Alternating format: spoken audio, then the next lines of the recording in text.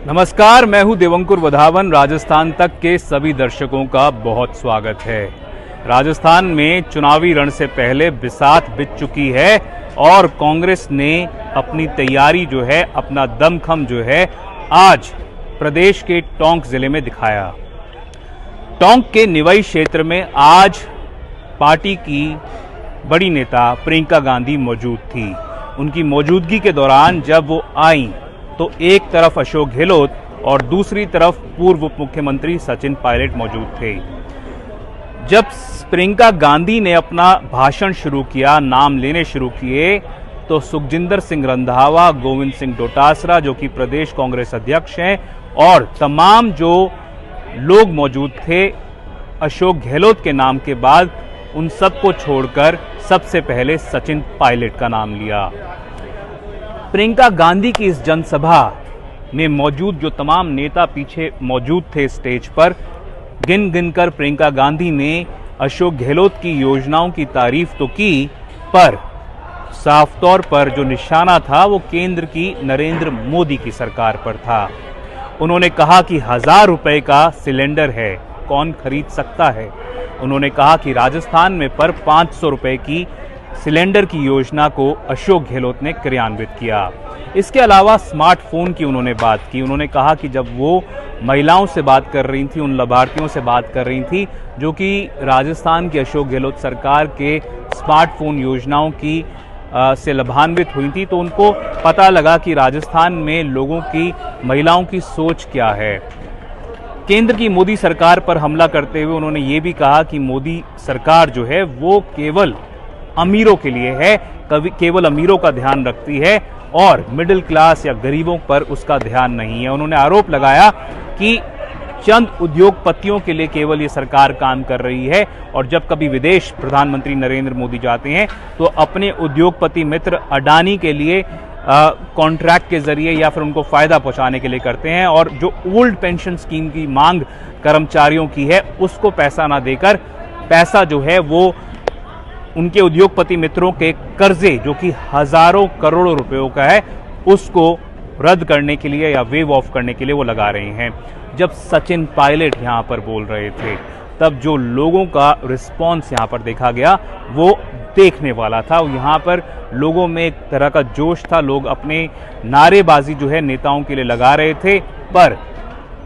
उसके बाद जब अशोक गहलोत का नंबर आया, प्रदेश के सूबेदार का नंबर आया, तब जो नारेबाजी लगी वो भी प्रो पायलट नारेबाजी थी, और कहीं ना कहीं अशोक गहलोत उससे थोड़ा विचलित नजर आए, थोड़ा सा नाखुश नजर आए। और साफ तौर पर जिस प्रकार की वो नारेबाजी हो रही थी और वो कई मिनटों तक चलती रही, उससे नाखुश होकर अशोक गहलोत ने कई बार लोगों को कहा कि आप बैठ जाइए, खड़े मत रहिए, और उनको चुप होने तक के लिए लोगों ने, कांग्रेस के नेताओं ने कहा, पर लोग जो थे वो कहाँ मानने वाले थे। ये राजस्थान का वो क्षेत्र है जहां से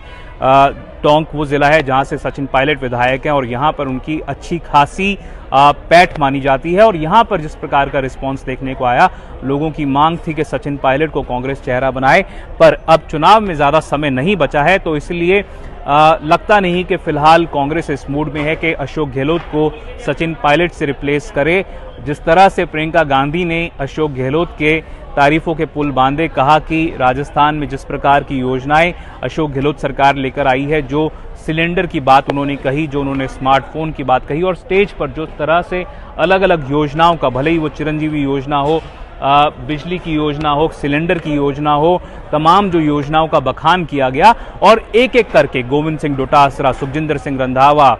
विधानसभा के अध्यक्ष डॉक्टर सीपी जोशी, तमाम नेता, इन्होंने अशोक गहलोत की या राजस्थान सरकार की योजनाओं की तारीफ की। साफ हो चुका है कि अशोक गहलोत ही राजस्थान में कांग्रेस के आला नेता के तौर पर पार्टी का अगुवाई करने वाले हैं चुनाव से पहले। और राजस्थान में फिलहाल सचिन पायलट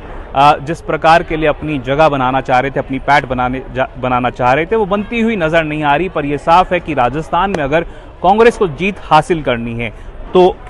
अगर अपने घर को वो संभाल नहीं पाएगी, तो लगता है कि जीत की राह उसके लिए बेहद कठिन या नामुमकिन हो सकती है। अगर सचिन पायलट को अब भी उसी तरह से दरकिनार करके रखा जाता है, उसी तरह से नज़रअंदाज किया जाता है जिस तरह से अशोक गहलोत पहले कई मौक़ों पर कर चुके हैं। तो साफ तौर पर कांग्रेस की जो उम्मीदें हैं उस पर राजस्थान पर पानी फिर सकता है। पर फिलहाल जिस तरह से कांग्रेस राजस्थान में रिवाज तोड़ने की कोशिश कर रही है पिछले करीब 25 सालों का, एक बार भी अपने आप को सत्ता में रहते हुए रिपीट ना कर पाने का, उसको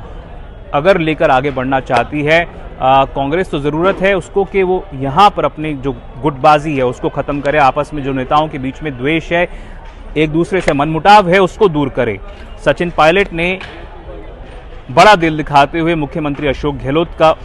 के बारे में वर्णन किया, उसके बारे में बात की और ये भी कहा प्रियंका गांधी को कि आपने कर्नाटक में चुनाव प्रचार किया था, वहां पर कांग्रेस ने जीत हासिल की, आपने हिमाचल में चुनाव प्रचार किया था, वहां पर कांग्रेस ने जीत हासिल की, और वो चाहते हैं कि राजस्थान में भी राहुल और प्रियंका चुनाव प्रचार करें। देखिए, जिस तरह से बीजेपी राजस्थान में एक के बाद एक अपने बड़े नेताओं को चुनावी रण में झोंके हुए थी, भले ही वो केंद्रीय गृह मंत्री अमित शाह हो, राजनाथ सिंह हो, नितिन गडकरी हो, जेपी नड्डा हो,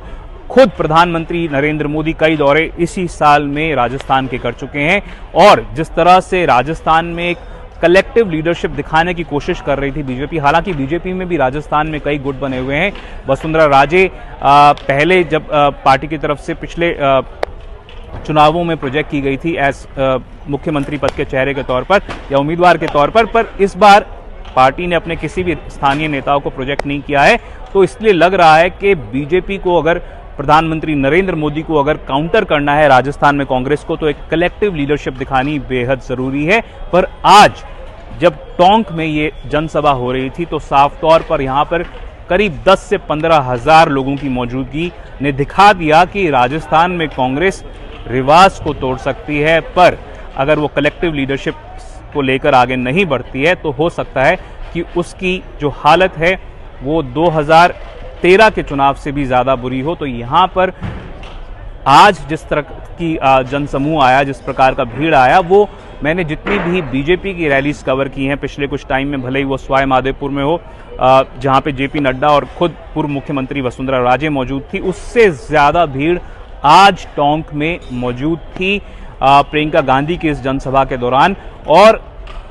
क्या बीजेपी राजस्थान में सत्ता में काबिज कांग्रेस को उखाड़ फेंकने में सक्षम साबित होगी या नहीं, ये समय बता सकता है। पर फिलहाल के लिए लग रहा है कि राजस्थान में कांग्रेस जो है वो